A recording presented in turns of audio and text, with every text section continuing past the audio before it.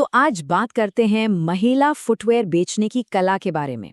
देखिए, ये सिर्फ जूते बेचने की बात नहीं है, बल्कि एक ऐसा अनुभव गढ़ने की है जिसे कोई भूले ना। तो चलिए, सबसे पहले एक सवाल से शुरू करते हैं। कभी सोचा है कि एक बेहतरीन शॉपिंग एक्सपीरियंस होता क्या है? वो कौन सी चीज़ है जो एक आम खरीदारी को यादगार बना देती है? ये सिर्फ प्रोडक्ट के बारे में नहीं है, बल्कि उस पूरे सफ़र के बारे में है जो एक ग्राहक दुकान के अंदर तय करता है। अच्छा, तो ये जो पूरी समझ है वो इन दो डिटेल्ड माइंड मैप्स पर आधारित है।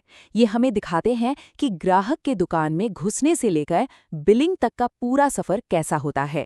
तो चलिए इस सफ़र को स्टेप बाय स्टेप खोलते हैं। ठीक है, तो सबसे पहला पड़ाव ग्राहक का स्वागत। कहते हैं ना, first impression is the last impression. बातचीत के वो शुरुआती कुछ सेकंड्स ही सब कुछ तय कर देते हैं। यहीं से एक अच्छे रिश्ते की नींव पड़ती है। अब देखिए, ये पॉइंट सिर्फ अच्छी आदतें नहीं हैं। एक मुस्कान, एक आरामदायक माहौल या बस इतना पूछ लेना कि आपका दिन कैसा रहा, ये असल में कनेक्शन बनाने की स्ट्रैटेजी है।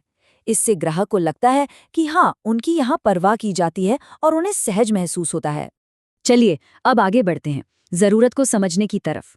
ये वो स्टेज है जहाँ एक सेल्स पर्सन सिर्फ सामान नहीं बेचता, बल्कि एक मददगार सलाहकार बन जाता है।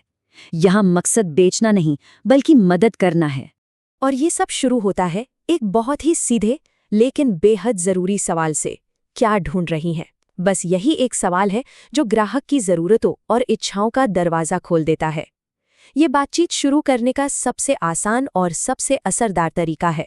और देखिए, ये कितना कमाल का फ़र्क दिखाता है सही सवाल पूछने में।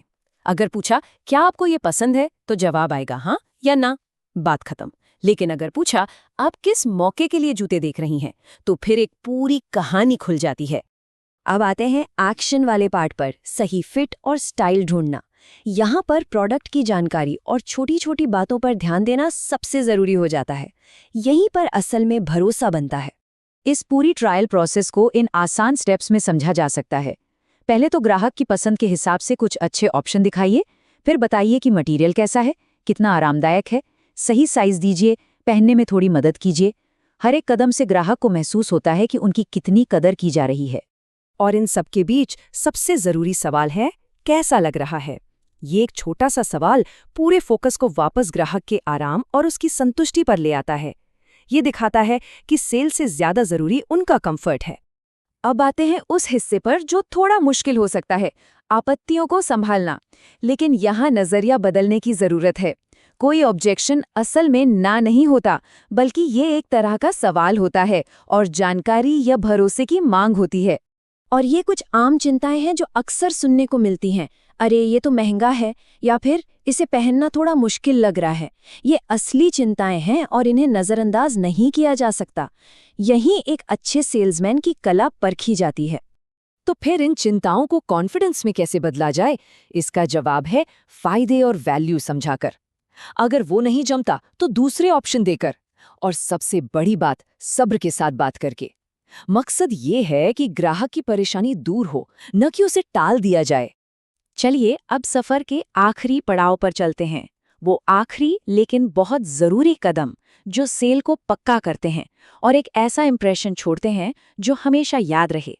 सेल के आखिर में कुछ वैल्यू ऐड करना, ये बड़ा असरदार हो सकता है, पर इसका मतलब जबरदस्ती कुछ बेचना नहीं है। अप सेलिंग या क्रॉस सेलिंग का सही तरीका है ग्राहक की मदद करना, जैसे मैचिंग एक्सेसरीज या केयर प्रोडक्ट्स के बारे में बताना, जिससे उनकी खरीदी हुई चीज और बेहतर हो जाए। और आखिर में एक अच्छी सी विदाई, फटाफट बिलिंग, अच्छी अच्छी बातें और एक सच्ची मुस्कान के साथ थैंक यू और फिर आइएगा। यकीन मानिए, ग्राहक अक्सर इसी आखिरी पल को सबसे ज्यादा याद रखते हैं। तो कुल मिलाकर इस पूरे विश्लेषण से हम क्या सीखते हैं?